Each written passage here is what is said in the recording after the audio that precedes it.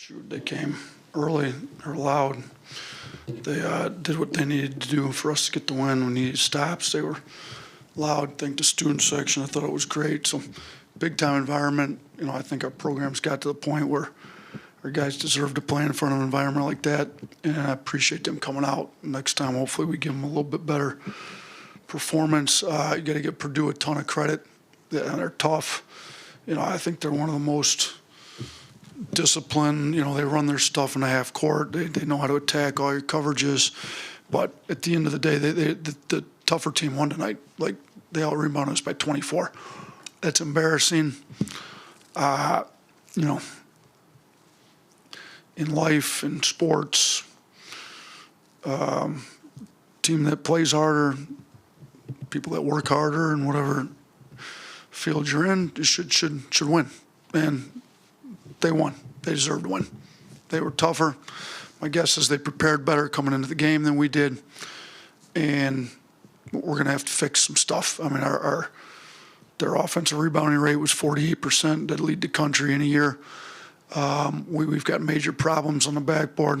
Their starting front court had 24 rebounds. Our starting front court had 6. So that's a problem. The other issue is their point guard, and Braden Smith's, I think he's the best point guard in the country. I mean, we'll see how it plays out, but I think he showed it tonight. I mean, 29, 7, and 4 is pretty good. He has 7 rebounds. Our leading rebounder is 4.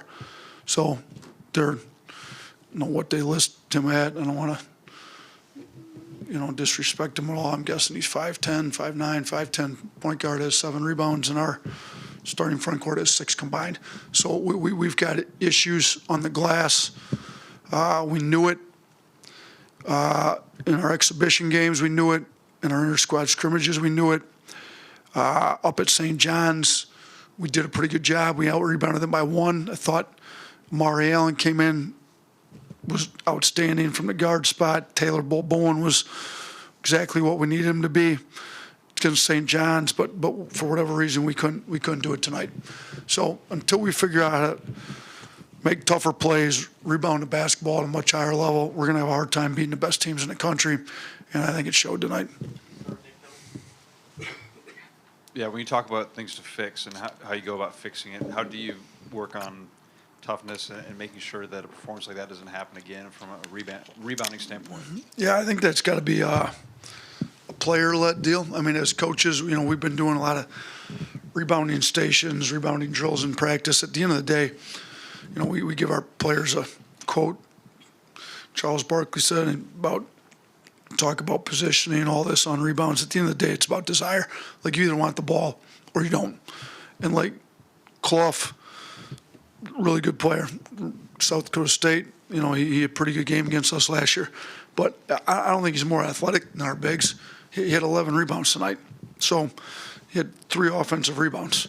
So Kaufman Rin, he is tough, athletic. I mean, he's destroyed us 2 years in a row now. But 8 offensive rebounds, 15 rebounds total. Like, those guys got a desire to go get the ball. They obviously got some technique. They know how to wedge in. They know all this. But, at the end of the day, if you got the size and athleticism and you want to go get a rebound, you're going to go get a rebound. And we're going to have to determine whether we want to be the tougher team, because I think the tougher team usually wins, and the tougher team won tonight for sure. Matt Painter said their plan defensively was to keep the ball on the perimeter. What were they doing to prevent dribble penetration, and were y'all better off not penetrating anyway, given their front court size? No, I think they did a pretty good job. They collapsed heavy. We got a lot of threes off. I mean, we made 10 threes in the first half. That's what kept us in it, because we couldn't rebound for anything. So, when you collapse as heavy as they did, you're going to give up threes, and we got 44 threes off. And if we didn't make those 16 threes, we had no shot at winning this thing.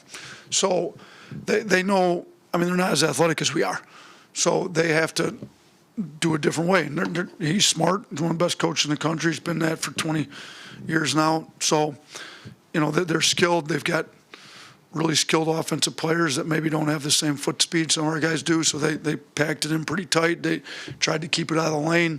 I think when we drove it, we were able to spray it and get decent shots off. I mean, now the second half, I didn't think we moved it as well as we did in the first half. Thought our offense slowed down quite a bit, but, we were still 71% at the rim. The issue is we took too many, like, non-rim twos, which not a lot, but we were 2 for 8 on non-rim twos, and threes just didn't. I didn't think we got as good a looks in the second half, and maybe they made some adjustments. I'll have to go back and watch the film, but we went from 48% from 3 in the first half because they really collapsed to keep us out of the paint, like you said. But second half, we only shot 26% from 3. So had we shot the same in the second half as we did in the first half, we'd have won the game despite our rebounding. But we didn't deserve to win. Like they deserve to win the game, and in sports, it's nice when the team that deserves to win wins, and they deserve this win tonight. Yeah, despite the rebounding, y'all still had it tied with under 2 minutes to go, and then they outscored you 7-0 in the last 2 minutes. Just what did you see from an execution standpoint down the stretch? Yeah, I mean, we kind of trapped them, blitzed them on some ball screens. They did a pretty good job adjusting to it. Braden Smith's going to find an answer to anything you do, and we stayed in it a little too long. I thought they hit the pocket, scored about 3 or 4 straight possessions. We had to get out of it. That was a little earlier, I think, actually, though we'd gotten out of it. I got to go back and look at the last minute and a half. I mean, look, it was 80-80. They scored to go up 82-80, if I remember. And I think LeBaron went to the line with about 115-ish, 116 maybe is what my memory serves correctly, and misses the front end of a one-on-one.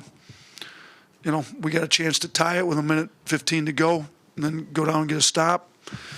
He misses. They score. We get a bad possession on offense. I think maybe we missed. I can't remember exactly how that all went. But, yeah, I mean, to get out-rebounded like we did and for Barron to be at the line with a chance to tie it with 1:15 to go, like, we were fortunate to be in that spot with 1:15 to go. But I can't even remember exactly how they scored. It went from 80-80 to 82-80. We missed the free throws, and then I think we fouled Brandon, and he's not going to miss free throws. That's what happened. We missed. He made 2, and they got to. I think we had to foul at that point. It was like 30 seconds to go after we missed a shot. So just kind of went. We kind of lost it at that point, and then we had to start fouling. They made free throws. Yeah, Davion only played a couple minutes tonight. I know he wasn't 100% going into it. Is he still not 100%? No, he's not 100%, but I maybe should have played him more because he is tough. He can rebound the ball. His tailbone's still not 100%, but he could have played more, and that's probably a mistake on my part, to be honest with you. Coach, I know you just mentioned the struggles from getting to the rim. Did you feel like your guards didn't try to get deep enough and try to maybe draw fouls and get into the paint and maybe pulled up a little bit too much? Yeah, for sure. I thought some of our rim reads weren't great, particularly that one late when LeBaron kind of got almost to the rim and had Trelly wide open in the corner. Barron can get in the paint pretty easily. I mean, he's one of the best guards penetrating in the country. And I didn't think he attacked enough, to be honest with you. I thought he had some matchups he could have gone at. I remember he caught it in the corner on a guy that had no business guarding him. He just threw it back up top. There's multiple times I didn't really think we attacked him like we needed to get down. Because if you do attack, they're going to collapse. I mean, they have to. They don't guard great one-on-one, so they got good team defense, and you collapse. We got shooting all over the floor. So yeah, I didn't like our aggressiveness off the dribble at times, particularly in the second half. Nate, this kind of goes back to scheduling. When you put these two back-to-back, St. John's, Purdue, was some of that tournament thinking that you'd have to do that in the tournament, or just the way it worked out? Or? It's kind of just the way it worked out. We pretty much had the schedule done and tacked the St. John's game on. It was the only day open in the Garden, but I don't mind it. I mean, shoot, if you're trying to win at a high level in the NCAA tournament, you're going to have to go back-to-back on 2 really good teams. And shoot, we got another really good one. Illinois looked great against Texas Tech. Was that last night, was it? Yeah. Shoot, they're bigger than Purdue almost, I think. Like, so if we don't get our rebounding fixed at Illinois, we're not going to be able to win that game either. So, and then we got Gonzaga after that. Gonzaga looked pretty good against Creighton the other night. So we got 4 really good games in a row. We will find out what we're good at, what we got to improve at. Tonight, we've been sounding the alarm on the rebounding deal. We got exposed tonight. Our guys are going to have to decide whether they want to have a good season or whether they're just going to get out toughed every game the rest of the year.